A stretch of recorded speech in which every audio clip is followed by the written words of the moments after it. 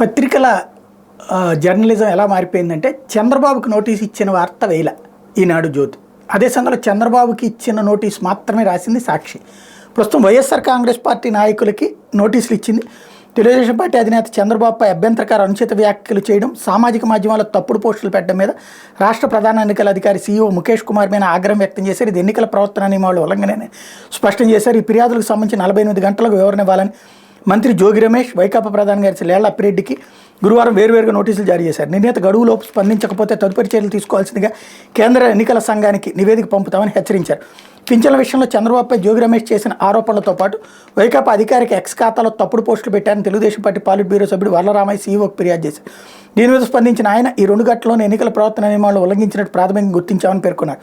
ఎన్నికల ప్రవర్తన నియమాలను వివరిస్తూ ఈసీ ఇచ్చిన పత్రికా ప్రకటనలో 47వ పేరాలో ఎన్నికల ప్రచారంలో భాగంగా రెచ్చగొట్టే వ్యాఖ్యలు, ప్రకటనలు, రాజకీయ ప్రత్యర్థుల వ్యక్తిత్వంపై దాడి, నిరాధార ఆరోపణలు చేయడాన్ని పూర్తిగా నిషేధించింది. వరలరామయ్య సమర్పించిన ఆధారాలు, వీడియోలో ప్రవర్తన నియమావళిని మీరు ఉల్లంఘించినట్టు తెలుస్తోందని జోగి రమేష్ ఇచ్చిన నోటీసులో పేర్కొన్నారు.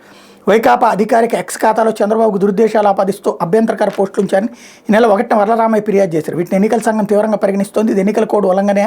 ఆయన సమర్పించిన ఆధారాలను బట్టి ఇదే విషయం స్పష్టమవుతోందని అప్పిరెడ్డికి ఇచ్చిన నోటీసులో పేర్కొన్నారు.